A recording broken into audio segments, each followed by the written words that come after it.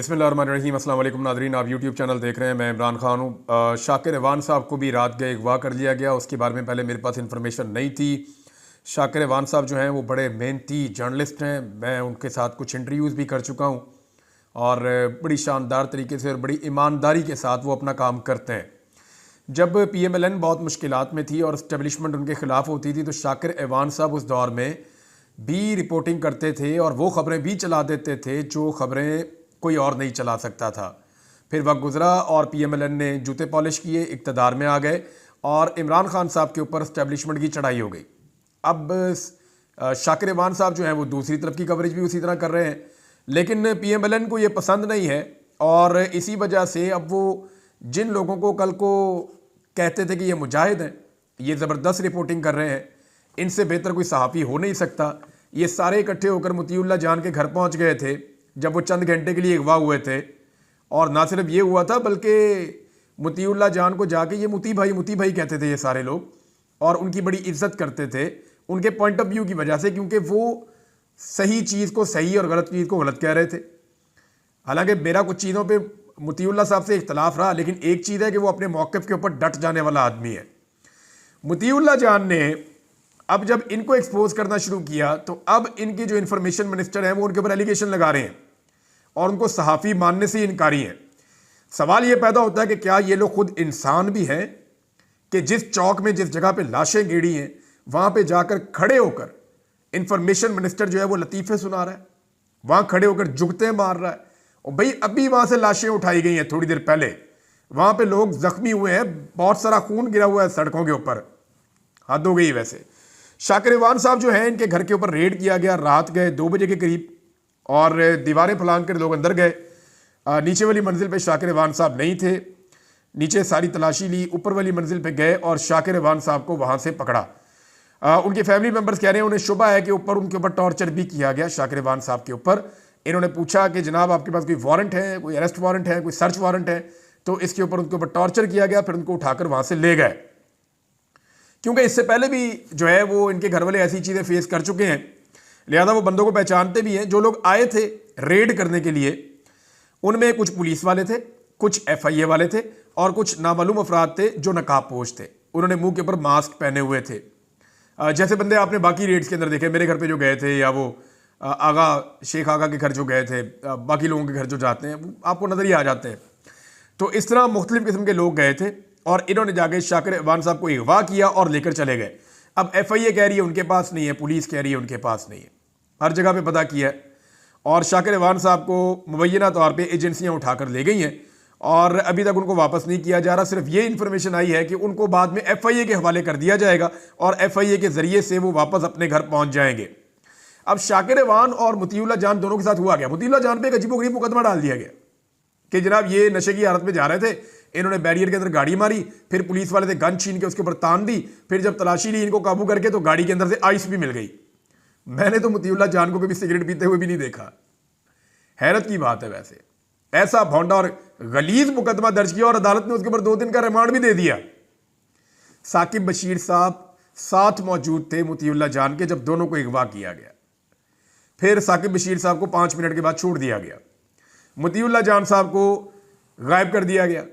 फिर बाद में जब प्रेशर बहुत ज़्यादा बढ़ा, और मैं ये बताता हूँ ये प्रेशर बढ़ा है, मोतीउल्लाह जान को छोड़ना नहीं था, क्योंकि मोतीउल्लाह जान रेगुलर अदालतों में जाते हैं तो जजेस का, अदलिया का बहुत प्रेशर था, लिहाजा मोतीउल्लाह जान को मंजर आम पे लाकर उनकी FIR करनी पड़ी। तो ये प्रेशर जो है वो मैं सारे सहाफ़ियों से कहूँगा और सबसे मेरी गुजारिश है कि शाकिर एवान के लिए भी इसी तरह आवाज़ उठाएं। सारे इकट्ठे होकर लाहौर हाई कोर्ट की चीफ जस्टिस के पास जाएं, उन्हें जाकर कहें जी यहाँ पे वो कवरेज करने आते हैं, इंसानी हकूक़ की पामाली हो रही है, आप चीफ जस्टिस हैं, हमारा बंदा बरामद करवा के दें। वो जो पुलिस वाले साथ आए थे, FIA वाले आए थे, उन्हें बुलाएं, उन्हें कहें जी हमारा बंदा वापस करें। और इसी तरह जो है वो इस्लामाबाद के अंदर हमारे जो दोस्त सुप्रीम कोर्ट में या इस्लामाबाद हाई कोर्ट में जाते हैं वो भी वहाँ जाएँ और जाके जजेस से बात करें, चीफ जस्टिस ऑफ पाकिस्तान से बात करें कि जनाब हमारे सहाफ़ी अगवा हो रहे हैं। मोतीउल्लाह जान के बारे में भी बात करें और शाकिर एवान के बारे में भी बात करें। एक अनोखी मज़ाहिया किस्म की FIR जो है मोतीउल्लाह जान साहब पे दी। इन दोनों बंदों का कसूर क्या है? एक चीज़ आप अपने जहन में रखें और सबको ये बात समझनी पड़ेगी कि रियासत का या इदारों का या हुकूमत का जो इस वक्त सबसे कमज़ोर पॉइंट है, जहाँ ये बुरी तरह फंस गए हैं, वो ये है कि इन्होंने रियल बुलेट्स चला दी हैं। 26 तारीख की रात को जो कुछ भी हुआ वो इनके लिए डरावना ख्वाब बन गया। इन्हें आइडिया नहीं था कि ये मामला ऐसे एक्सपोज हो जाएंगे। मुझे एक शायर है, उनका शेर याद आ गया, इकबाल अजीम साहब उनका नाम है। उन्होंने एक दिन बड़ा ज़बरदस्त शेर कहा था, एक गज़ल है पूरी, उसके अंदर से उनका एक शेर है कि कातिल ने किस सफाई से धोई है आस्तीन, कातिल ने किस सफाई से धोई है आस्तीन, उसको खबर नहीं कि लहू बोलता भी है। तो लहू बोलता है जी, आप लाशें छुपा नहीं सकते, आप खून के निशान मिटा नहीं सकते। ये आपके पीछे आएगा। बीबीसी ने बड़ी ज़बरदस्त इसके ऊपर एक डॉक्यूमेंट्री लिखी है, लेकिन इसका इंपैक्ट बहुत गहरा आ रहा है, पूरी दुनिया के अंदर आ रहा है। आलमी सतह के ऊपर ये जो हुक्मरान है और इनके साथ जुड़े हुए लोग हैं, ये सारे फंस गए हैं और इनको जो है वो एक मुजरिम के तौर पे देखा जा रहा है, जिन्होंने निहत्ते अवाम के ऊपर अंधाधुंध फायरिंग की है। ये क्लेम किया गया कि जनाब जो मुजाहिरीन है उनके पास बहुत सारे हथियार थे, कुछ हथियार लाके सामने भी रख दिया। आपको पता है हथियार तो जब मर्जी पुलिस लाके सामने रख देती है, इनके पास पड़े रहते हैं हमेशा। तो हथियार लाके रख दिए जनाब, ये उनसे बरामद हुए। एक विजुअल ऐसा नहीं है जहां पे ये लोग हथियार लेकर आ रहे हो। पाकिस्तान तहरीक इंसाफ ने बाकायदा ये इंस्ट्रक्शन दी थी कि हथियार लेकर कोई नहीं आएगा, और कोई भी हथियार लेकर नहीं आया था, सवाई कुछ सिक्योरिटी अली अमीन गंडापुर की जो वजीर आला की है या एक दो लोगों की, उसके अलावा और किसी के पास हथियार नहीं थे। तो ये एक गलत एलिगेशन लगाया गया कि पाकिस्तान तहरीक इंसाफ के लोग हथियार लेकर आए। इस पर अल जजीरा ने कहा कि जी हम सारा दिन रिपोर्टिंग करते रहे, बीबीसी ने, बाकी सारों ने, आलमी मीडिया ने रिपोर्टिंग की है, लोकल मीडिया ने रिपोर्टिंग की है, कोई एक बंदे ने नहीं कहा कि ये हथियार लेकर आए। और किसी एक पुलिस वाले को या एक रेंजर्स को या किसी बंदे को अभी तक सामने नहीं लाया गया जिसको गोली लगी हो। अब अगर किसी को ला के उसको पट्टी करके डॉक्टर से झूठा मेडिकल लीगल सर्टिफिकेट जो है वो बना के और लाकर कह दें जनाब इसको गोली लगी है, तो हम कुछ कर नहीं सकते। लेकिन वकूए के ऊपर एक भी ऐसा वाकया या एक भी ऐसी चीज रिपोर्ट नहीं हुई, जबकि अब तक दर्जनों लोगों की वीडियोस और तस्वीरें आ चुकी हैं जिन्हें गोलियां लगी हुई थी। या तो वो नीम मुर्दा हालत में थे, या वो बेहोशी की हालत में थे, या वो करा रहे थे, या उनको अस्पतालों में शिफ्ट किया जा रहा था। जो लोग अस्पतालों में गए हैं वो ये कह रहे हैं कि अस्पतालों के अंदर मरीजों का तांता बंधा हुआ था, और ज्यादा लोग वो थे जो बुलेट इंजरी के साथ आए थे। अस्पताल के अमले ने जो पहला डाटा जारी किया था उसमें बुलेट इंजरी आखिरी कॉलम में लिखी हुई थी, और 28 लोगों का वो डाटा था। अब आप अंदाजा करें कि इस सूरत हाल में हुकूमत इतने बड़े साने को कैसे छुपा सकती है। हुकूमत के लिए छुपाना मुमकिन नहीं होगा। बीबीसी की रिपोर्ट बहुत इंपॉर्टेंट है, उसके कुछ हिस्से मैं आपको पढ़ के सुनाता हूं, आप हैरान रह जाएंगे। बीबीसी ने जनाब इसके ऊपर पूरी तहकीकाती एक रिपोर्ट तैयार की है। उन्होंने अपने सहाफ़ियों को भेजा, और जो बीबीसी की टीम पहुंची अस्पताल में, वो ये बताते हैं कि अस्पताल के बाहर पुलिस और रेंजर्स खड़ी है, और वो हर बंदे को चेक करते हैं। वो ये देखते हैं कि ये जो बंदा आया है ये कोई सहाफ़ी है क्या है, ये कोई तहकीकात तो नहीं कर रहा, या ये कोई पाकिस्तान तहरीक इंसाफ के जो लोग ज़ेरे इलाज हैं उनके मामले में तो नहीं आया। तो वो कहते हैं जी बहुत ज़्यादा वहाँ चेकिंग हो रही है। अस्पताल के अमले से उन्होंने ऑफ द रिकॉर्ड बात की है, कुछ लोगों ने नाम ना बताने की शर्त के ऊपर कुछ चीज़ें उनके सामने रखी हैं। उन्होंने पॉलीक्लिनिक अस्पताल और पिम्स अस्पताल दोनों का उन्होंने रुख किया है, और पहले जो वो अपना डाटा बता रहे हैं एक अस्पताल का बता रहे हैं। ये पॉलीक्लिनिक अस्पताल है, और ये बताते हैं जनाब के यहाँ पे 3 अफराद की लाशें मौजूद थी, जिनमें से एक की लाश जो है वो बुध की रात तक मुर्दा खाने में मौजूद थी।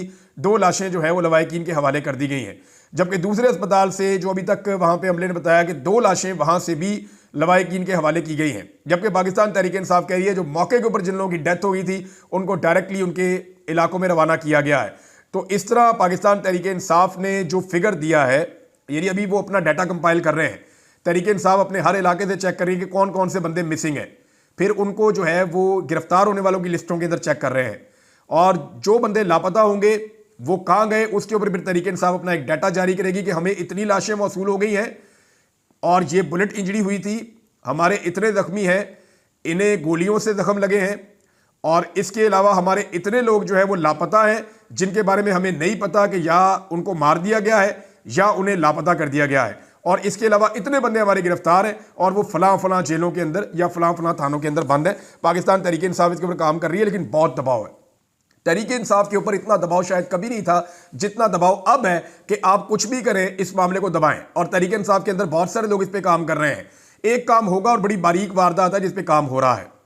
पाकिस्तान तहरीक इंसाफ को एक डाटा दिया जाएगा, और जिन बंदों को डाटा दिया जाएगा वो आप समझ लें जैसे ये है वज़ीर आला खैबर पख्तूनख्वा के साथ जो होता है वो बैरिस्टर सैफ, इस तरह के लोगों को एक डाटा दिया जाएगा कि आप ये डाटा पब्लिक कर दें कि ये बंदे आपके मारे गए हैं, और वो डाटा पब्लिक कर देंगे। उसके बाद उनमें से 5-6 बंदे लाकर सामने खड़े कर दिए जाएंगे हुकूमत की जानिब से। ये तरह समझ लें आप, ये हुकूमत और सिस्टम एक डाटा दे रहा है जो आने वाले वक्त में पाकिस्तान तहरीक इंसाफ के लोग सामने लेकर आएंगे, तहरीक इंसाफ को मैं पहले बता रहा हूं कि यह काम हो रहा है, और इससे अगर आपने बचना है तो अभी आप तैयारी कर लें।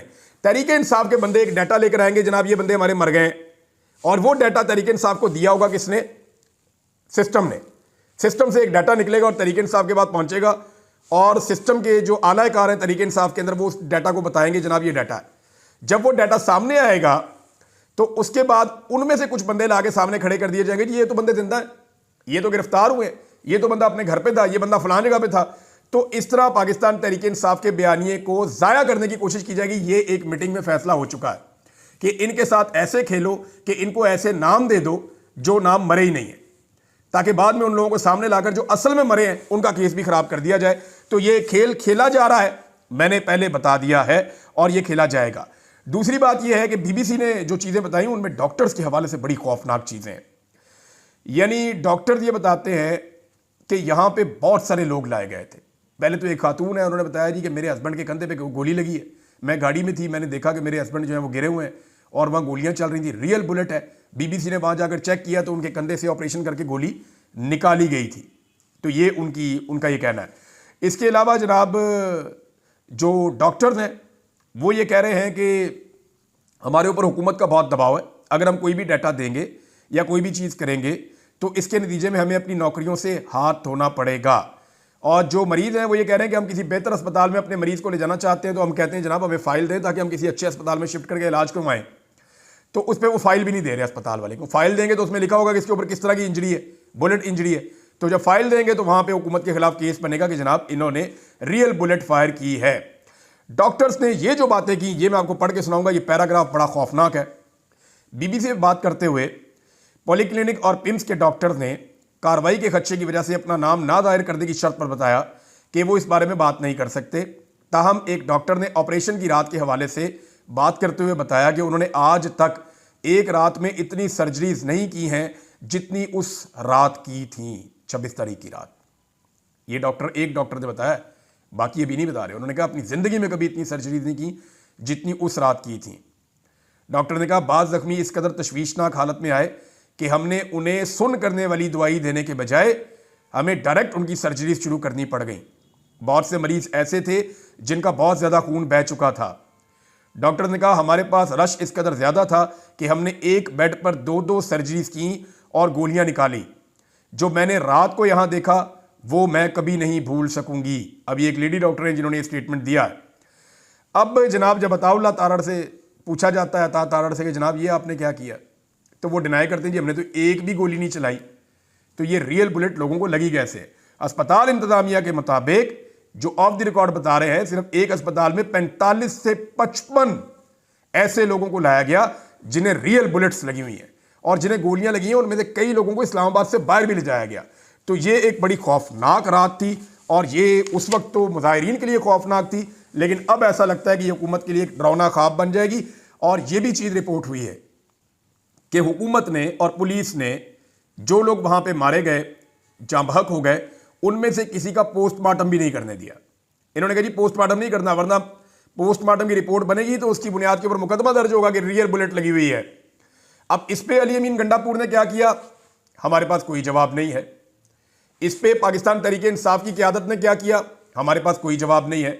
ये जिन लोगों को गोलियां लगी थी इनके पोस्टमार्टम खैबर पख्तूनख्वा में भी हो सकते थे कि जनाब एक लाश लाई गई है, ये इसका पोस्टमार्टम किया गया, जनाब इसके ऊपर इतनी गोलियां लगी थी, कुछ तो आप अपने पास रिकॉर्ड रख लेते। लेकिन पाकिस्तान तहरीक इंसाफ अभी तक संजीदा होकर डाटा कलेक्ट नहीं कर रही, और पाकिस्तान के मीडिया को बहुत सख्ती से अहकाम दिए गए हैं कि कुछ भी हो जाए उस रात का तस्करा नहीं करना।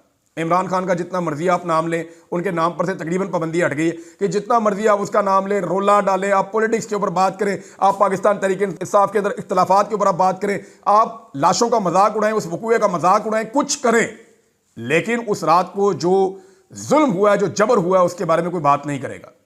है ना फिरौनियत आपको? यानी मैं इसको अब कहां मिसाल दूं, यानी किसके साथ इसको लाके जोड़ूं मैं? आज के जदीद दौर में सरेआम गोली चलती है, लोगों को मारी जाती हैं, लोग अस्पतालों में पहुंचते हैं, सुराखों वाले जख्म मैंने देखे हैं वीडियोस के अंदर, उनको पोस्ट नहीं कर सकते, वो इतने खौफनाक किस्म के हैं। जब वो सारी चीजें नजर आ रही हैं, बेशुमार लोग अस्पताल में बेड्स के ऊपर पड़े हुए हैं, जब सब कुछ नजर आ रहा है फिर भी मीडिया बोल नहीं पा रहा, तो इसका मतलब आप समझ जाएं कि ये कितना बड़ा इशू है इस वक्त इस निज़ाम के लिए। नाज़रीन, जो लोग वापस जा रहे थे उनमें से कुछ लोगों को गिरफ्तार किया गया है और पता चला है कि बलूचिस्तान से ताल्लुक रखने वाली क़यादत और कुछ पंजाब के लोग जो हैं, इवन खैबर पख्तूनख्वा के भी, उनको अगवा कर लिया गया है। ना वो किसी ना उनकी लाश मिली है, ना वो किसी पुलिस स्टेशन में है, ना उन्हें जेल भेजा गया है और ना ही उनके ऊपर कोई और, ना वो जख्मी हुए, ना वो अपने इलाकों में पहुंचे हैं। तो बाकायदा कंफर्म किया जा रहा है कि कुछ लोगों को अगवा करके साइड पे किया गया है। मुमकिन है कि 9 मई तर्ज का कोई और मामला बनाया जाए और ये किया जाए कि जनाब इनके बयानात की रोशनी में इमरान खान साहब को किसी तरह फांसा जाए। नाज़रीन, ये वाला हफ्ता जो है वो पाकिस्तान तहरीक इंसाफ के लिए बहुत इंपॉर्टेंट है और उसकी कुछ वजूहात हैं। एक तो सलमान अकरम राजा साहब ने इस्तीफ़ा दे दिया है सेक्रेटरी जनरल की सीट से। हालांकि ये इस्तीफ़ा देने का टाइम नहीं है, जिम्मेदारी लेने का टाइम है। सलमान अकरम राजा साहब क्योंकि नाकाम रहे, लाहौर से जुलूस को लीड करने में, उन्होंने वहाँ से लोगों को लेकर आना था, लेकिन उन्होंने साफ कहा जनाब 10, 20, 25, 30 बंदों से ज़्यादा इकट्ठे नहीं हो पा रहे थे और जैसे ही बंदे निकलते थे वैसे ही अटैक हो जाता था। हर तरफ कर्फ्यू का समा था और रुकावटें इतनी ज़्यादा लगाई गई थी कि किसी सूरत भी हम इस काबिल नहीं थे कि हम पहुँच जाते इस्लामाबाद तक। तो सलमान अकरम राजा साहब ने लगभग अपनी रिस्पॉन्सिबिलिटी ली है और जिम्मेदारी लेते हुए उन्होंने इस्तीफ़ा दिया है, लेकिन उन्होंने कहा हम आगे बढ़ेंगे अपने गुस्से और अज़म के साथ, हम हर कानूनी रास्ता अपनाएंगे, हम एक पुरअमन सियासी जमात हैं, हम एक जत्था हरगिज़ नहीं है। ये सलमान अकरम राजा साहब ने कहा है। लेकिन सलमान अकरम राजा साहब को इतनी वो करने की ज़रूरत क्या है? यानी सलमान अकरम राजा साहब बेहतरीन काम कर रहे हैं और उन्होंने सच बोला है कि इस वजह से हम नहीं निकल पाए। असल में तो वो लोग हैं जो फोटो सेशंस कर रहे थे। असल में तो हमाद अजहर से पूछना चाहिए ना कि आप पंजाब के सदर हैं, बताएं जी आप कितने बंदे लेकर आए। पंजाब के सदर की रिस्पॉन्सिबिलिटी थी ना कि उन्होंने लेकर आने थे बंदे इस्लामाबाद में। खुद वो कश्तियों के ऊपर ट्रैवल कर रहे थे, कभी पैदल ट्रैवल कर रहे थे, बेचारे रास्ता ढूंढ रहे थे। ऐसा नहीं है कि उन्होंने कुछ नहीं किया, लेकिन अगर पंजाब लगातार फेलियर का शिकार हो रहा है। अभी मेरी कुछ लोगों से बात हो रही थी, उन्होंने कहा जी फैसलाबाद के सवाए 2 MNAs के कोई भी नहीं निकला। कुछ MNAs आए, उन्होंने एक हुजूम के साथ खड़े होकर फोटो सेशन किया और उसके बाद वो गायब हो गए, वो मिले ही नहीं। नसार जट साहब निकले हैं और ये तलागंग तक तो देखे गए हैं और तलागंग के बाद तक जो है वो इस्लामाबाद तो नहीं पहुंच पाए, डी चौक में तो नहीं आ पाए, लेकिन हामिद रजा साहब भी जो हैं वो इस्लामाबाद की तरफ बहुत ज़्यादा जोर लगा के कोशिश करते जाने की, बड़ा लंबा रास्ता उन्होंने इख्तियार किया हुआ था। अब हामिद रजा साहब ने भी इस्तीफ़ा दे दिया कोर कमेटी से भी और पॉलिटिकल कमेटी से भी, और वो ये कह रहे हैं मैं इमरान खान साहब को मिलकर सारी सूरत हाल बताऊंगा कि पंजाब के अंदर जो है वो किसी किस्म का कोई एक्टिविटी हो ही नहीं रही। तो पाकिस्तान तहरीक इंसाफ की जो पंजाब की क़यादत है वो पूरी तरह नाकाम हुई है और इसी पंजाब की क़यादत ने सलमान अकरम राजा साहब को दीवार के साथ लगाया, जिसकी वजह से उन्होंने इस्तीफ़ा दिया है। हालांकि इस्तीफ़ा दूसरे लोगों को देना चाहिए था। सलमान अकरम राजा साहब ने सारी बात खुलकर की और उन्होंने चार्जशीट किया कि लाहौर में ये हुआ, साहिवाल में ये हुआ, गुजरावाला में ये हुआ। उन्होंने एक एक चीज़ कमेटी के अंदर बैठ के बताई। तो जब उन्होंने बताई तो फिर उनके ऊपर अटैक कर दिया। पुराने जितने घाघ लोग बैठे हुए हैं पाकिस्तान तहरीक इंसाफ में अपनी ग्रुपिंग बना के, उन्होंने सलमान अकरम राजा साहब पे अटैक किया। और फवाद चौधरी साहब को सलमान अकरम राजा साहब पे क्यों गुस्सा है? देखिए फवाद चौधरी साहब का मैं आपको एक चीज़ कंफर्म कर देता हूँ कि चौधरी साहब ना बड़े यारबाश आदमी हैं। हमाद अजहर और फवाद चौधरी ऐसे है, हमाद अजहर को तकलीफ होती है तो फवाद चौधरी को तकलीफ होती है, फवाद चौधरी को तकलीफ होती है तो हमाद अजहर को तकलीफ होती है। ये दोनों आप ये समझ लें ये यक जान दो कालब है। तो हमाद अजहर के ऊपर सारा मलबा गिरता है पंजाब का, उनके बारे में कोई कुछ बात नहीं करता, लेकिन सलमान अकरम राजा साहब के ऊपर सारे अटैक कर देते हैं। जरा इस चीज के ऊपर भी गौर करें, बंदे को इंसाफ वाली बात करनी चाहिए। अब ये लाशें कहां गई और कितने लोग शहीद हुए, कितने लोग लापता हैं, पाकिस्तान तहरीक इंसाफ को इसके ऊपर बाकायदा इंक्वायरी करके सही डाटा देने के बाद सोग का ऐलान करना चाहिए। यह बहुत बड़ा सानिया है। अब तक के लिए इतना ही, अपना ख्याल रखिएगा, अपने इस चैनल का भी। अल्लाह हाफिज़।